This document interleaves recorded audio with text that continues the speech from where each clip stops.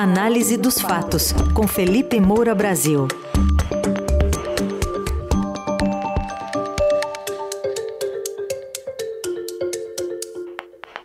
De volta hoje da folga de Natal. Oi, Felipe, bom dia, bem-vindo. Salve, salve, Raizen, equipe da Dourada FM, melhores ouvintes, sempre um prazer falar com vocês, estamos de volta e vamos com tudo. Vamos lá então, hoje vamos falar aqui do caso de Brasília, tem uma preparação de um atentado à bomba, segundo a polícia, e também do que vai ser de Simone Tebet no governo Lula, se é que vai ser. Mas vamos começar com esse caso aí de Brasília, o George Washington, né, que tem nome de gente que lutou por democracia nos Estados Unidos, mas aqui não, né, Felipe? Exato. Pois é, aqui não. Aliás, o futuro ministro da Justiça, Flávio Dino, disse que esses acampamentos em porta de quartel estão se tornando incubadoras de terroristas. Está aí sendo bastante incisivo contra os bolsonaristas que ainda estão insatisfeitos com o resultado da eleição e ficam cobrando intervenção militar ou federal, como eles chamam, na porta dos quartéis. Mas o governo eleito ainda não assumiu. Então, é necessário que outras autoridades deem conta de excessos, né, para dizer o mínimo, porque há uma discussão também sobre se o próprio ato de você ficar se manifestando em porta de quartel já é um excesso ou não, né? Tem gente que diz que é algo democrático, tem gente que diz que tem até uma regra militar que essas pessoas não podem ficar ali tão perto, tem gente que diz que é antidemocrático, que é um pedido golpista e que isso já infringe ali a legislação. O fato é que quando se descamba para vandalismo ou para terrorismo, como é o caso, aí não tem qualquer tipo de discussão, porque não existe vandalismo do bem, não existe terrorismo do bem.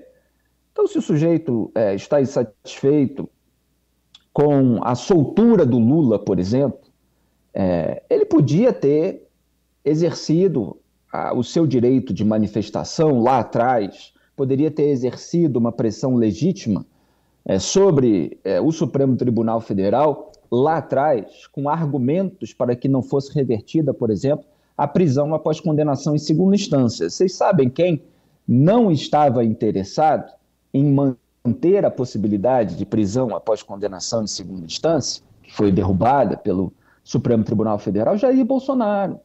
Ele mandou o Carluxo apagar da rede social a defesa da prisão em segunda instância que a família tinha feito.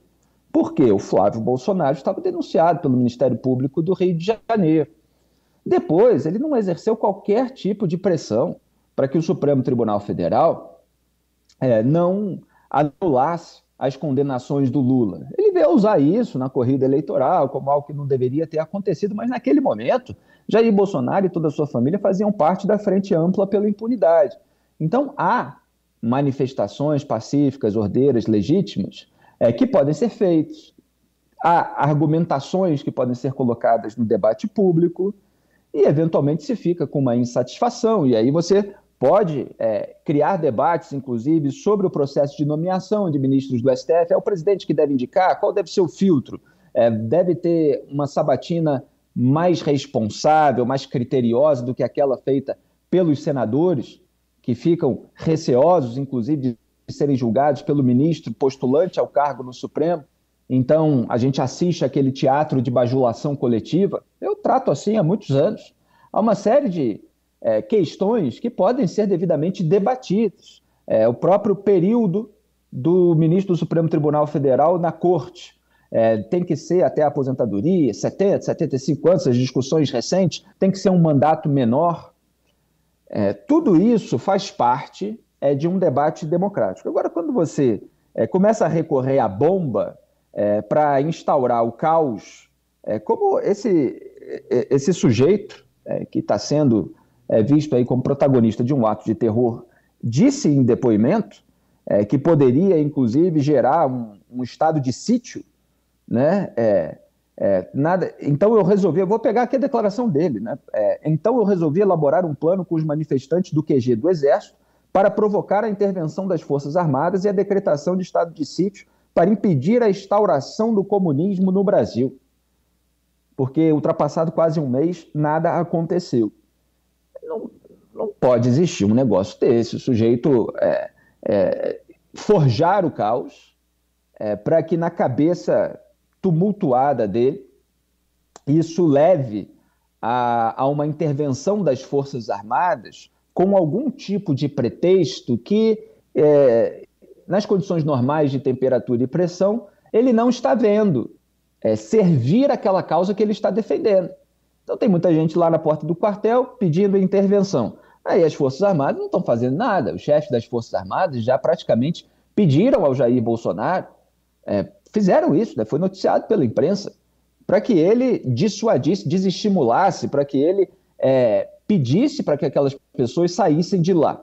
Então, quer dizer, para as Forças Armadas não existe um pretexto legítimo para qualquer tipo de intervenção ou qualquer tipo de golpe. Então, o sujeito quer criar esse pretexto técnico para então haver uma intervenção das Forças Armadas que possa impedir a instauração do comunismo, sendo que, se você gera um caos que vai provocar um estado de sítio, por que as Forças Armadas agiriam contra o governo estabelecido e não contra aquele caos que você está criando, responsabilizando e punindo você por criá-lo? Quer dizer, é tudo assim um contorcionismo moral, legal, institucional, uma coisa horrorosa, né? E contra a instauração do comunismo. Então, quer dizer, você não pode legitimar atos que são criticados no grupo adversário, praticando-os em defesa do seu grupo. A gente precisa analisar a conduta prática das pessoas, e não essa retórica, essa propaganda. Então, se o sujeito está lá combatendo o comunismo, porque ele acha que o comunismo impõe o terror, aí ele vai e impõe o terror para evitar o comunismo. Então, você tem dois lados terroristas.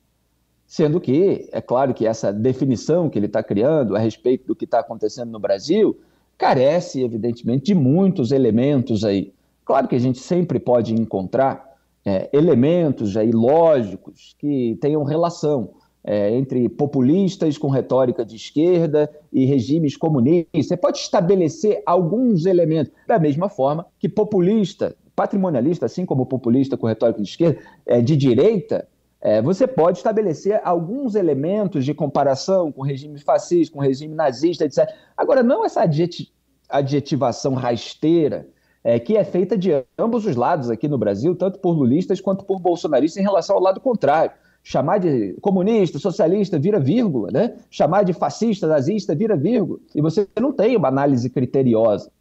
Então, assim, todo esse escarcéu mostra como o resultado desse populismo do nós contra eles faz com que as práticas dos radicais de ambos os lados acabem sendo muito semelhantes, mas eles acham que estão do lado do bem. Muito bem, a gente continua acompanhando essas investigações, né, até para chegar a outros possíveis envolvidos. Felipe, da semana passada sobrou para essa semana a indicação de 16 ministros que faltam para o governo Lula, dos 21 dos 37 já indicados, e muito se fala do futuro de Simone Tebet. Para lá, para cá, afinal, para onde pode ir Simone Tebet?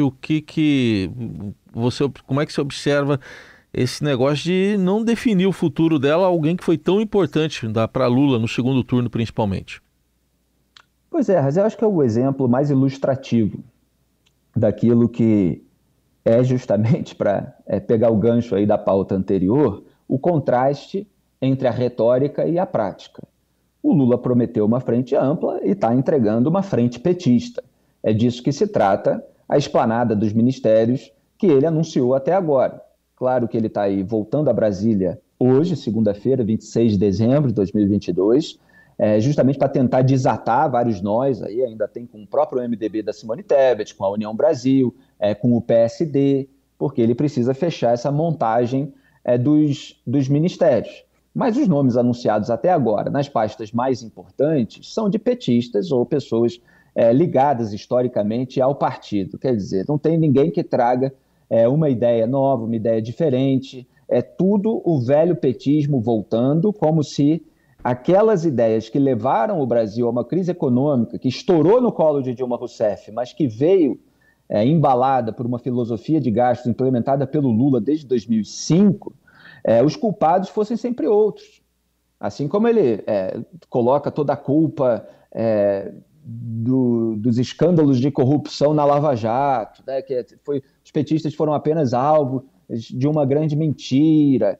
O impeachment eles chamam de golpe, né, porque a oposição estava com dor de cotovelo por ter perdido a eleição, o Aécio Neves e não sei o quê, então a Dilma não pôde governar. Então, se você sempre coloca a culpa dos seus atos em outras pessoas, em bodes expiatórios, você faz essa caça às bruxas, então você se sente legitimado moralmente para incorrer de novo em todas as práticas que, na verdade, resultaram em todos aqueles problemas.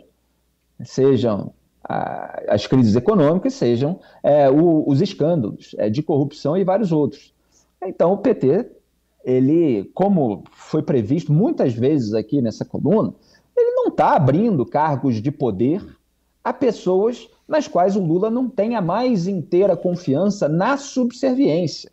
Porque não é uma confiança moral, é uma confiança de que, caso seja necessário fazer aquilo que o Lula quer para acobertar qualquer tipo de sujeira ou para, enfim, ter o fim ali que ele almeja dentro do seu plano, tem que ser se submetido a ele, tem que ser uma pessoa do partido, tem que ser uma pessoa leal, tem que ser Lula Haddad, entende? Como foi o slogan da campanha de 2018, Lula é Haddad, Haddad é Lula. Então ele precisa de uma figura assim como Fernando Haddad, que se submeta aos interesses dele, para que ele governe com essas ideias do desenvolvimentismo, que é a política econômica baseada na participação ativa do Estado como motor da economia, essa irresponsabilidade fiscal em nome de uma responsabilidade social que na prática não existe sem o equilíbrio das contas públicas. E aí a Simone Tebet, que deu esse apoio no segundo turno, depois de ter ficado ali em terceiro no primeiro turno. Ela que foi tão importante para que o Lula tivesse essa margem de 2.100.000 votos a mais do que Jair Bolsonaro. Ela está sendo preterida em qualquer cargo de poder. É óbvio que se desejava para ela, né, dentro do MDB e na própria cabeça dela, né, um cargo forte como o de desenvolvimento social, que cuida ali dos programas de transferência de renda, e houve uma resistência muito grande dentro do petismo a que ela ocupasse um cargo que pudesse gerar tanta visibilidade para ela e que pudesse turbinar o seu cacife eleitoral.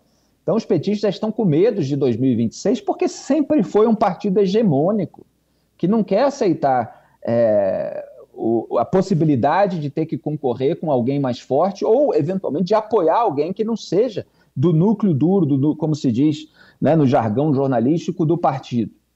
Então, estão oferecendo para ela prêmios de consolação. Ofereceram ao Ministério do Planejamento, que, obviamente, ela, não tendo as ideias econômicas de Haddad, desse desenvolvimentismo do velho petismo, ela não se sente à vontade, claro, né? Como outras pessoas a quem já foi oferecido o planejamento não se sentiram depois da indicação do Fernando Haddad para o Ministério da Economia, né, da Fazenda, e do Mercadante para o Luiz Mercadante para o BNDES.